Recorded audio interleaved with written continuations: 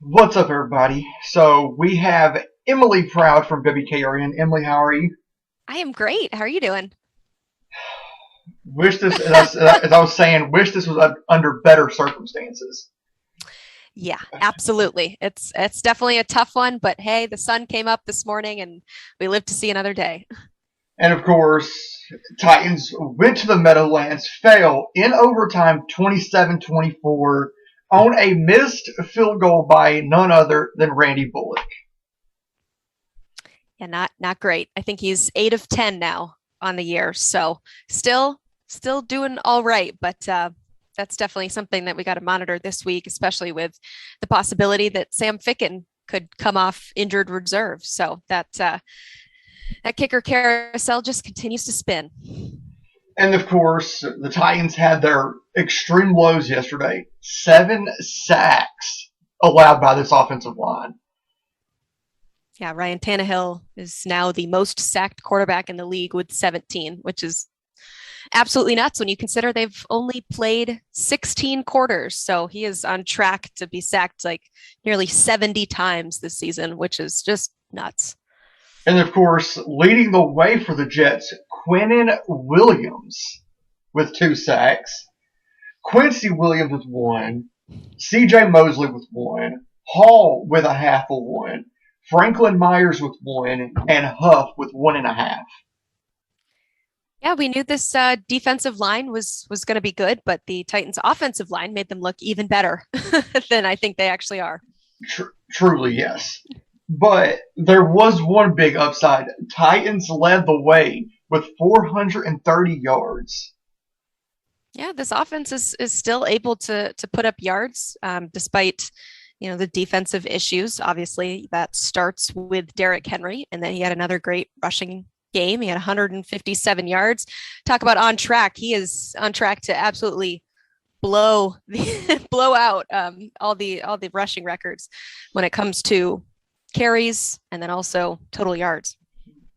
And of course, as you were saying, 157 yards. The Titans had a total of 177, so he had the majority of the yards yesterday on the ground. Yeah, Derrick Henry catches passes now. Just adding another threat to his game. And speaking of Derrick, since 2017, the Titans are 22-3 when he's rushed for 100 plus.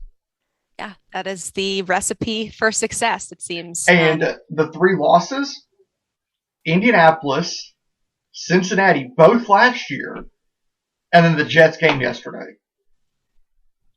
Yeah, a lot of people are comparing the Jets game yesterday to the Cincinnati game, just in that was a big letdown after a great win. Something that this Titans team, unfortunately, has a bad habit of doing. And of course, Titans fans know a lot about big letdowns. Yeah, absolutely. You guys have seen some stuff over the years, but yesterday I think is safe to say that was a new low. And of course, going back to that Cincinnati game last year, we wore the same combination yesterday that we did last year. Hey, there is a long list of excuses and things to blame this loss on, but I have yet to hear that it's the jerseys and what they were wearing as the fault. But I like that. It's simple, it's clean. Just throw them away. Just don't wear that combination anymore. Boom. And so, of course, the Titans were without two of their biggest receiving threats in A.J. Brown and Julio Jones. Could that have been a huge piece of this loss yesterday? Yeah, absolutely. It changes the dynamic of this offense, although I'll kind of push back and say that those two haven't been absolutely spectacular through the first 3 weeks anyway. And this was something that we talked about at nauseum during training camp and preseason, is just how deep this wide receiver room is and just how competitive it is. And so that was something that the Titans, prided themselves on. And we were giving John Robinson all the high fives in the world for his ability to put together a great group. And so it was really tested yesterday. And I think it's safe to say that there is a big gap between those top two guys and the rest. But what was positive is seeing a little bit more from Josh Reynolds as he continues to come back from an Achilles injury. I think once you get Julio Jones and AJ Brown back, he should be a good piece at wide receiver 3. Him And then and Chester Rogers probably battling for that spot. Chester Rogers really stepped up yesterday. Cam Batson is another name that we really haven't heard a whole lot about this season. Yeah, he's such a role player. He does, you know, his one thing well, and that he's not somebody that you rely on necessarily every down or to do make some amazing catches. But what I've always loved so much about Cam Batson, and it's just his uniqueness when it comes to this wide receiver room, right? They really tend to like these big body receivers. Cam Batson is not that. And so I'm always interested to see kind of how they use him. He, of course, had a touchdown in this game, very crucial touchdown as time expired. To tie it up. Yep, to put this thing into overtime. And so he does that well. He is very reliable when he's needed, but you hope that he's not needed as often as he was on Sunday. And then, of course, the one bright spot outside of Derrick Henry, Jeremy McNichols, 8 for 74. Yeah, that little dump down screen game to Jeremy McNichols was certainly working, especially that third down conversion early in this game. And I think the Jets finally took them long enough, caught on to it, and it wasn't working there towards the end. But that's another player that you hope to have taken a step forward in his time as a Titan. He's not brand new. He's been around for a few years. And anything to take the ball out of Derrick Henry's hand to give him a breather, because as I mentioned, he is on pace to just destroy, shatter every record. Yeah, which is not a bad thing necessarily, but you got to manage that to a certain extent because you don't want it to get out of control to the point where he's facing injury or anything like that. Although I have yet to see him, have any sort of issues. So I can only believe in the process and what works now until I'm proven otherwise. And of course, there's a number that everybody should put on their stat sheet: 93 plays for the Titans yesterday. Yeah, to the Jets 60. Yeah, they were moving. They were moving pretty quickly. I do think that they are a team that can kind of snap into this tempo offense pretty quickly, and they do find success with that. A lot of that is Derrick Henry, and that he wears out a defense. And so when they move quickly down the field, the defense doesn't have time to sub in and out players. Exactly. So they get exhausted. I mean, tackling Derrick Henry once or twice is very difficult, but having to do it multiple times constantly. And not be able to bring in any subs. That's definitely difficult for an opposing defense. And I like the Titans' ability to, be able to kind of snap into that high tempo, fast paced offense when they need to. I think it's a good weapon of theirs. But the not so good stat, 5 of 19 on third down. Yeah, that's not ideal. I think about 3 of those at least were off of penalties. So that's helpful when you've got that. But the Titans have had this issue recently where they just get behind the chains early on in these early downs. They're not gaining a lot of yards, or they're having, miscues with the offensive line false starting, or they're getting tackled behind the scrimmage. And so it sets you up for a lot of third downs, and it sets you up for difficult third downs to convert. It's one thing to have a 3rd and 1, 3rd and 2, but the Titans yesterday were facing like 3rd and 18 and 3rd and 21. 3rd and 21. I mean, that's setting yourself up for failure, unless of course you have Jeremy McNichols. And of course, the one stat that I liked, 2 for 3 on 4th. I like to see them going for it, but when you can convert when you can convert on 4th down, you're doing something right. Yeah, absolutely. I think that's a huge threat, and something that the Titans overall, I don't have the numbers in front of me, but I think they've done pretty well with their 4th down conversion so far this year. Although they are few and far between, they pick their moments and they're effective. And time of possession was a huge thing. 40 minutes and 42 seconds for the Titans towards the Jets' 29:03. Yeah, Derrick Henry. It starts with that man. He definitely eats a lot of clock. The Titans are great when it comes to their clock management. You saw that 2-minute drill down the stretch at the end of the game, and that's just something that they do really well. And it helps, obviously, when you've got Derrick Henry. And then, of course, the first down situation, 30 first downs. 17 of those came off the pass, 10 on the run, and 3 on penalties. Yeah, that's efficient. There are some things to be excited about when it comes to this Titans offense. I don't think it's all doom and gloom. But it's amazing when you see stats like that are so impressive because knowing what they were able to overcome with their offensive line struggles and with Ryan Tannehill being sacked 7 times and being hit 14 times is just absolutely nuts. The fact that they're able to get some offensive production despite their offensive line woes, I think is extra impressive. Yeah. And then, of course, defensively, wasn't bad, but wasn't good either. They were sick. They allowed 6 of 14 on third down. Yeah, I mean, third down defense was definitely the hot topic last year and their struggles. I know throughout the week, the big point of emphasis was creating turnovers. Christian Fulton did have that pick early on in the game, but that makes now just 2 takeaways in 4 games for the Titans. So I don't think that issue is completely solved yet. But when it comes to this Titans defense and their performance on Sunday, the thing that disappoints me the most is their ability to get stops in the most important moments of the game and when it really mattered. They gave up 2 touchdowns in a matter of 6 plays in the fourth quarter. That allows teams to get back in it and to get hope. And then they also allowed the Jets to convert 3 of those, would you say 6 third downs? Third downs.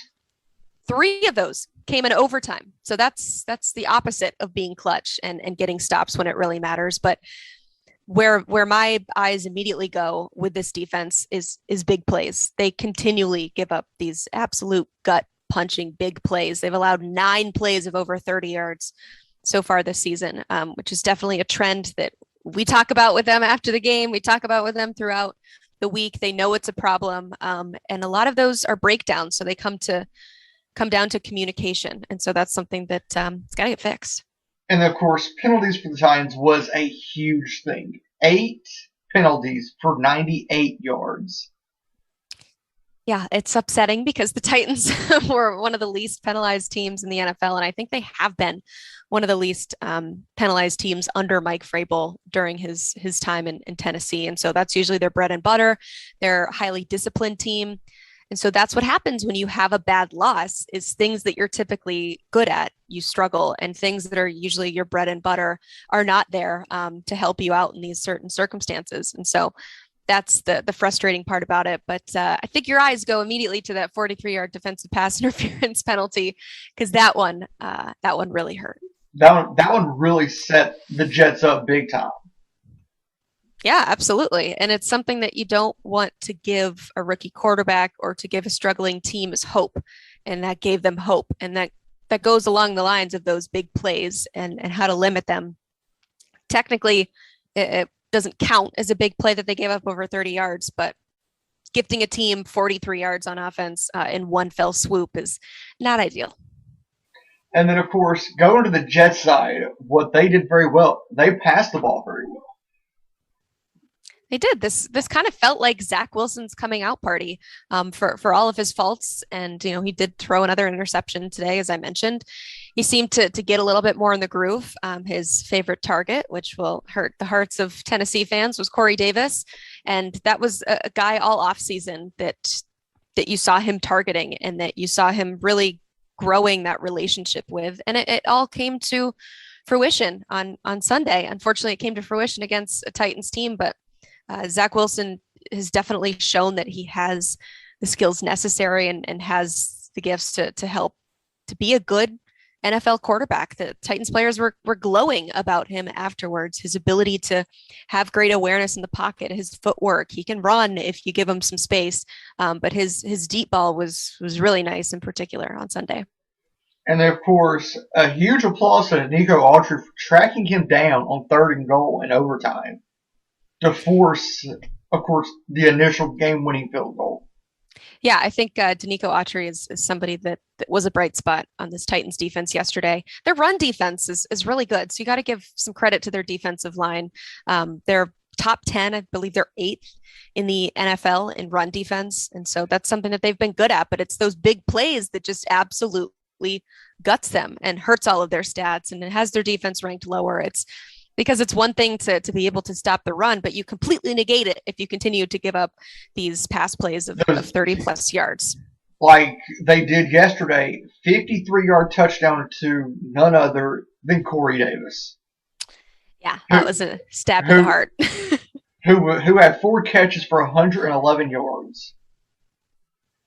Yeah, I feel like there's always that wide receiver that the Titans allow to have, an incredible game. I would say in Seattle, that was Tyler Lockett. And, they do a good job of trying to shut down other guys. But on Sunday, yeah, Corey Davis obviously led the way, but there are a couple other guys too that played well for them. And again, that goes on the Titans defense and allowing them to have success.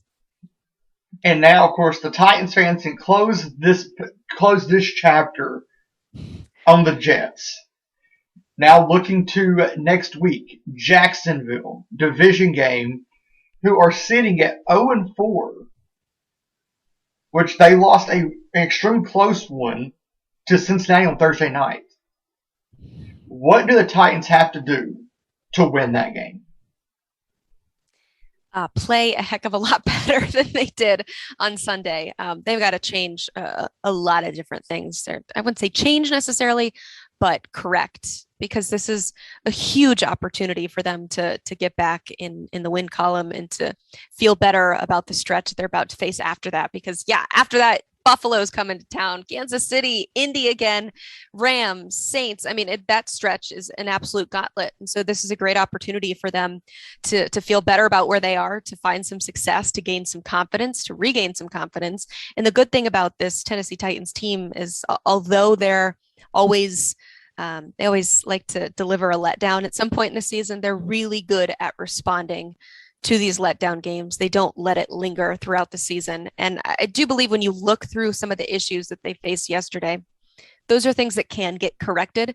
Some of it is personnel. You've got to just straight up wait for guys to get healthy, but a lot of it too is scheme and things that they can adjust, and players that are typically very good not playing like they're very good. And so there's some things that you feel hope when it comes to coming off this game, but definitely against the Jags, I would say the number one thing that they need to do is start fast. This team takes so long to get going. They've only scored 2 touchdowns in the first quarter all season, or in the first half all season long. Both of them came against the Colts, which means they have failed to reach the end zone in the first half in 3 of their first 4 games. That's not ideal. You got to be able to start strong, not kick like they did yesterday, actually get in the end zone, establish a lead. This Titans team is really good when they have a lead, because it all circles back to number 2 too. When you've got Derrick Henry, it's much easier to hold a lead and play that, what would you call it? The game of making sure that, you kill as much time as possible. And so this is something that the Titans are typically very good at, playing with a lead, and they don't do it a whole lot lately. So that's something that they definitely need to do down in Jacksonville is get off to a hot start. And of course, I went back and watched Ryan's post-game press conference, and he said one thing that they did not do, they have to do, is execute. Yeah, it sounds so simple, but that's what everybody said. That's what Mike Vrabel said after the game, that we can make excuses about the injuries. We can make excuses about certain plays or breakdowns, but ultimately it comes down to guys doing their job, winning their individual matchups and straight up executing. I will give Ryan Tannehill credit. I think he did execute well. He is somebody that I wouldn't immediately point to as a reason that the Titans lost this game. But yeah, there's so many little things that come together in the game of football. That's why it's the ultimate team sport. That's why it's a game of inches, is that if you're not doing your job, it hurts somebody else's job, and it's trickle down effect. And so it's all about guys executing the way that they know how and the way that they've been coached to execute. Well, this has been good. Has it? About as good as it can be. Yeah. for a recap of a loss. Yep, we can only work with the cards that were dealt, huh, Lee? Yeah. Well, everybody, that was Emily Proud from WKRN in Nashville, and we'll be back right after this.